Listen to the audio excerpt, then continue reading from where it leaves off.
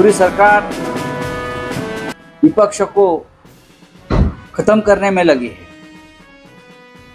पूरी सरकार, चाहे गृह मंत्री हो, चाहे प्रधानमंत्री हो, चाहे और मंत्री हो, उनकी पूरी सरकार राज्यसभा लोकसभा से विपक्ष मुक्त संसद बनाना चाहते हैं। उस काम में लग गए हैं। चुनाव में लगते हैं, फिर मुख्यमंत्री बनाते हैं, फिर शपथ ग्रहण कार्यक्रम में जाते हैं सब, फिर उत्सव मनाते हैं। लेकिन उसी वक्त हमारा दुश्मन, देश का दुश्मन, कश्मीर में हमारे जवानों के ऊपर हमले करने की साजिश रचती है। उनकी खबर तक ये सरकार को नहीं लगती। ये बहुत ही गंभीर बात है। यहाँ संसद में लोग घुस जाते हैं, हमला करते हैं, उसकी खबर नहीं है। वहाँ कश्मीर में टेररिस्ट घुसते हैं, हमारे जवानों के ऊपर हमला करते हैं, उसकी खबर नहीं। और बड़ी बड़ी बातें करते हैं, हवा में बातें करते हैं। कल का जो पुंछ में हमला हुआ है, ये एक प्रकार से रिपीट ऑफ पुलवामा है। पुलवामा में इसी प्रकार से हमला हुआ था। सरकार सो रही थी, आज भी सरकार सो रही थी।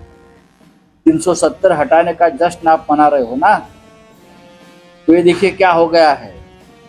अगर आपने 370 हटाया है, हमने आपका समर्थन किया है, तो हमारे जवानों की रक्षा कौन करेगा? बिना लड़े हुए हमारे जवान शहीद हो रहे हैं। ये क्या चल रहा है? क्या आप फिर एक बार राजनीति करना चाहते हैं जवानों की शहादत की? क्या आप फिर एक बार पुलवामा जैसे इस विषय पर 2024 में लोगों के पास जाकर वोट मांगना चाहते हो? क्या आप इतने निर्घृण और क्रूर बन गए हो राजनीति के लिए अपने? ये बहुत गंभीर बात है। मैं तो कहता हूं ये पुलवामा की रिपीट ऑफ पुलवामा है। ये जवानों की संख्या कम है, पुलवामा में 40 थे, यहाँ 5 है। लेकिन उसके पहले भी आप देखिए 2 महीने में कितने जवानों की हत्या हो गई। 2 महीने में जवानों की हत्या का आंकड़ा देखिए, आप कांप उठेंगे। क्या कर रही है सरकार? और संसद चलने नहीं देते। अगर हम उस पर सवाल उठाएंगे, हमने जब सवाल उठाया कि संसद में लोग कैसे घुस गए, तो हमको निलंबित कर दिया संसद से। अब हम ये पुंछ के बारे में सवाल पूछेंगे तो हमको दिल्ली से भी निकाल देंगे, देश से निकाल देंगे, लोग खत्म कर देंगे हमारी सदस्यता। सवाल मत पूछो। ये कौन सी लोकशाही है? कौन सा लोकतंत्र है? सर, वही बात करें, लोकसभा के बाद राज्यसभा में 3 क्रिमिनल बिल पास किए गए। वहीं अमित शाह ने कहा जो पहले चलता था तारीख पे तारीख, वो खत्म हो जाएगा। अरे तारीख पे तारीख तो चलता ही रहेगा। जब आपकी बारी आती है तो तारीख पे तारीख चलती है।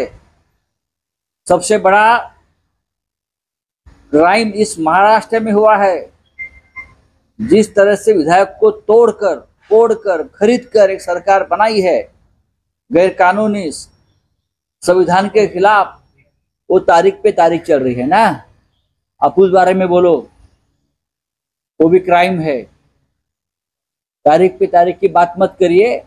जब आपके सुविधा के लिए तारीख पे तारीख हो जाता है के लिए, आणि त्याच वेळेला त्या आनंदात मशगूल असलेलं सरकार आम्हाला काढलं, आम्ही 150 खासदारांची हत्या केली, मुंडकी उडवली। त्याच वेळेला काश्मीरमध्ये, पूंछमध्ये लष्करी जवानांच्या वाहनाच्या ताफ्यावर पुलवामा प्रमाणे हल्ला केला जाऊन 5 जवान शहीद केले जातात। हे या देशाचं दुर्दैव आहे, लक्षात घ्या। हे काल जे झालं पूंछमध्ये, हे मिनी पुलवामा आहे। पुलवामा विषयी आजही त्या हल्ल्याविषयी संशय आहे, नक्की काय झालं, सुरक्षा व्यवस्थेत नक्की काय चूक झाली। आणि काल पूंछच्या बाबतीत सुद्धा लोकांच्या मनात त्या शंका आहेत। गेल्या 2 महिन्यामध्ये काश्मीर खोऱ्यात राजौरी, पूंछ, बारामुल्ला, बरं का, येथे 100च्या वर जवान मारले गेले आहेत। या सरकारला लाज वाटत नाही। काल एकाच वेळेला 5 जवान मारले गेले। सरकार उत्सव कोणता साजरा करत आहे आणि कोणासाठी?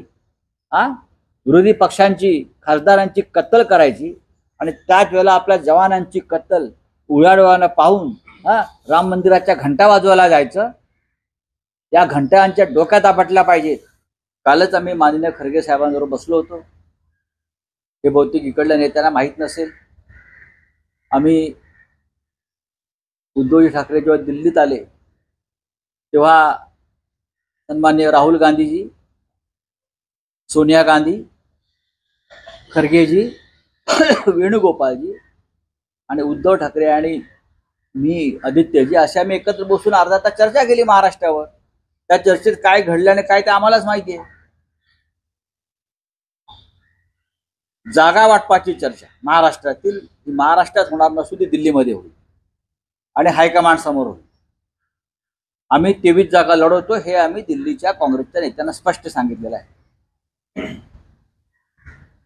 आणि आमचे संबंध दिल्लीतल्या काँग्रेस नेत्याशी अत्यंत मधुर.